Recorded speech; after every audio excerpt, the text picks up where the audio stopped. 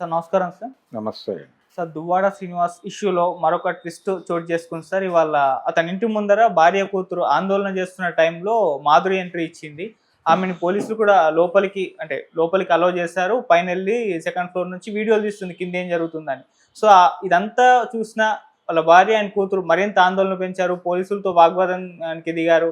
ఆమె నెలనిచ్చారు లోపలికి అన్నట్టుగా వాళ్ళు మాట్లాడుతున్నారు సార్. ఎంటర్గా ఇష్యూ ఎట్టిపోతుంది, మొన్నటి వరకు సద్దుమణిపోయింది అని అనుకున్నాం, ఇంకా ఫైర్ ఇంకా ఎక్కువ అయిపోయినట్టుగా అనిపిస్తుంది సార్. మీరు ఏం చెప్తారు సార్ ఇష్యూ గురించి? సద్దు మణగటం అంటే ఇష్యూ ఎలా సాల్వ్ అవుతుంది? ప్రాపర్టీస్ తాలూకా గొడవలు కదా ఇవి. ఆస్తుల పంపకాలు ఆస్తుల పంపకాలు అంత తొందరగా తేలవు.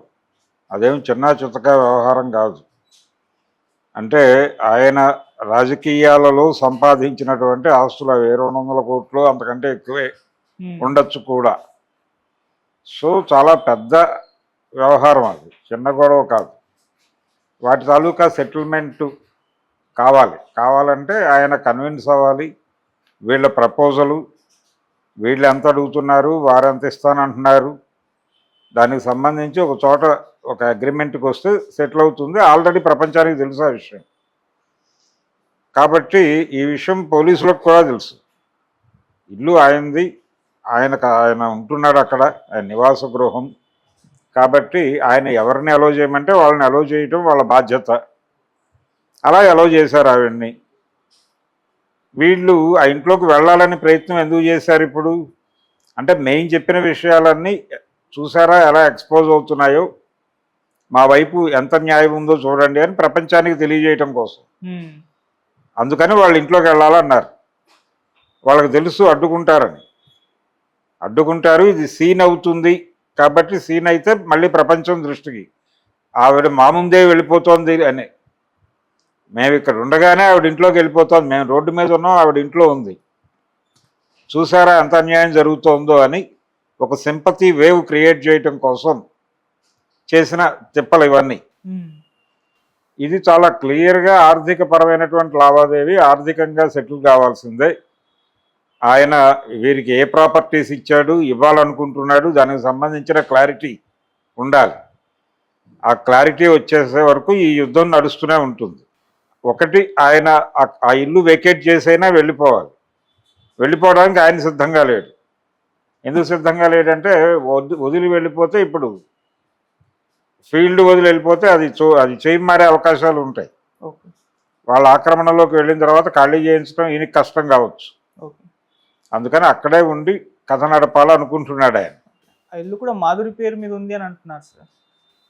అయ్యి ఉండదు అంటే వాళ్ళ బ్రదర్ పేరుతోనే, ఆయన పేరుతో అయితే లేదు, అది క్లియర్. మాధురి పేరుతో ఉంటే ఉండొచ్చేమో, ఎవరికి తెలియదు. వాళ్ళ బ్రదర్ పేరుతో ఉందనే ఒక మాట వినిపించింది ఆ మధ్య, ఈ వివాదం మొదలైన కొత్తలో.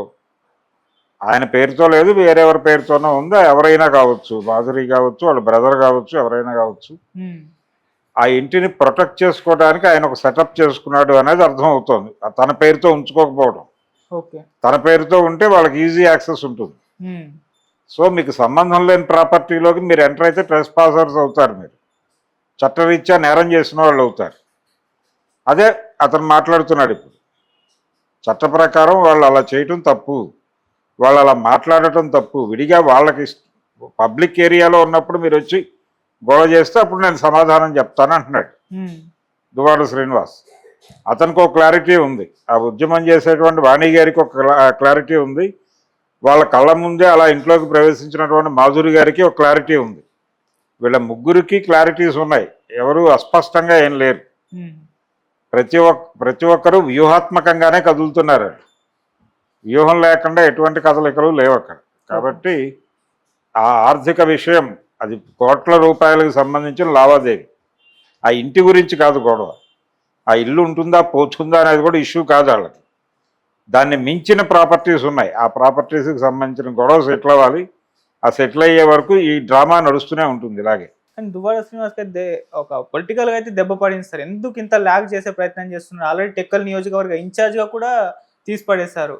మరి ఈ సాల్వ్ చేసుకునే ప్రయత్నం ఎందుకు ఆ దిశగా ప్రయత్నం చేయట్లేదు? ఇది తేలది అన్నప్పుడు అది కంటిన్యూ అవుతూనే ఉంటుంది. చేయట్లేదు ప్రయత్నం అని అనుకోవడానికి లేదు. ఆయన ప్రయత్నం ఆయన చేస్తున్నాడు. అడిగినంత ఎంత డిమాండ్ ఉందో అటు నుంచి అనేది ఎవరికి తెలియదు. ఓకే. ఏముందో కూడా ఎవరికి తెలియదు. ఏముందో తెలియదు, వాళ్ళ డిమాండ్ ఎంతో తెలియదు, వాళ్ళు క్లియర్గా లేరు. వాళ్ళు కూడా మీడియాని మిస్లీడ్ చేసే ప్రయత్నమే చేస్తున్నారు. ఈయన కూడా పూర్తి వివరాలు బయటకు మాట్లాడలేదు. ఈయనకు ఉండాల్సిన సీక్రసీ ఈయనకుంది, వాళ్ళకు ఉండే సీక్రసీ వాళ్ళకుంది. ఎవరి సేఫ్ జోన్లో వాళ్ళు ఉండి యుద్ధం చేసుకుంటున్నారు. వాళ్ళు ఈ యుద్ధాన్ని ప్రపంచం అందరికీ ఇంట్రెస్టింగ్గా చూపిస్తున్నారు పొలిటికల్ మోటోస్తో. అంటే వైఎస్ఆర్సీపీ పార్టీలో ఇలాంటి దారుణాలు జరుగుతున్నాయని ఎక్స్పోజ్ చేయడం ద్వారా తను రాజకీయ లబ్ధి పొందాలని తెలుగుదేశం పార్టీ దాని అనుబంధ మీడియా అనుకుంటున్నాయి. దాంతో ఈ విషయాన్ని పెద్దదిగా చేసి చూపిస్తున్నాయి భూతద్దంలో. రెండోది, అక్కడ చోటు కోసం పరితపిస్తున్నటువంటి వాళ్ళు జరుపుతున్న ఉద్యమంలో, అంటే వితిన్ తెలుగుదేశం, అక్కడ ఒక గొడవ ఉంది ఆల్రెడీ. వీళ్ళు ఈ వైఎస్ఆర్సీపీకి సంబంధించి ఒక గొడవ ఉంది. వాళ్ళు ఏం చేస్తారు, వీళ్ళు ఎలా దెబ్బలాడతారు ఇష్యూని అనేది చూడాలి. ఏది ఏవైనా కానీ ఇది చాలా క్లియర్గా ప్రాపర్టీస్కి సంబంధించిన వ్యవహారం. ఇది ఓపెన్ అయ్యి ఇది కథ అని చెప్పి వాళ్ళు ఒక ఫిగర్తో బయటకు వస్తే ఏదో సెటిల్మెంట్ జరుగుతుంది. సార్, కానీ ఇటువంటి ఇష్యూస్ పొలిటికల్ కాకుండా నార్మల్గా చూసుకుంటే మీడియా ఫోకస్ ఉన్నంత వరకు హైలైట్ అవుతూ ఉంటుంది. కానీ ఇక్కడ టీడీపీ మీడియా కూడా ఫోకస్ చేస్తుంటుంది కాబట్టి వాళ్ళు అంత ఈజీగా అయితే వదలరు. టీడీపీ మీడియా ఫోకస్ చేస్తుంది. టీడీపీ వ్యవహారంగా మారింది అది. ఓకే. తెలుగుదేశం పార్టీ దాని మీద దృష్టి పెట్టింది. దాని మీదే కాదు, చాలా విషయాలు ఉన్నాయి. ఇప్పుడు ఈ మధ్యకాలంలో సద్దుమణిగినట్టుగా కనిపించిన చాలా విషయాలు మళ్ళీ రైజ్ అవుతున్నాయి. ముఖ్యంగా ఇల్లీగల్ అఫైర్స్కి సంబంధించిన గొడవలు ఆ మధ్య సద్దుమణిగాయి అనుకున్నాం, వరుసగా మొదలై. అది ఇప్పుడు మళ్ళీ ఈ దుబాడా కేసు పునరుత్తేజం పొందటం, విజయసాయి కేసు ప్రస్తుతానికి అది కనిపించట్లా. ఒకవేళ అది కూడా పునరుత్తేజం పొందుతుందేమో చూడాలి. ఓకే. రెండో వైపు సినిమా గొడవకి సంబంధించి ఆవిడ కేసు రివోక్ అయింది, లావణ్య. సో ఒకే తరహా కేసులు ఇవన్నీ, అక్రమ సంబంధాల చుట్టూ తిరిగే కేసులు. ఈ అక్రమ సంబంధాల చుట్టూ తిరిగే కేసుల్లో ఇవన్నీ హైలైట్ అయ్యి ప్రస్తుతానికి సద్దుమణిగా అనుకుంటున్నవి మళ్ళీ రైజ్ అవుతున్నాయి. ఈ రైజ్ కాకుండా ఉన్నటువంటిది ఒకటో మళ్ళీ రైజ్ అయితే అందరూ ఫామ్లోకి వచ్చేస్తారు. Thank you so much sir. Thank you.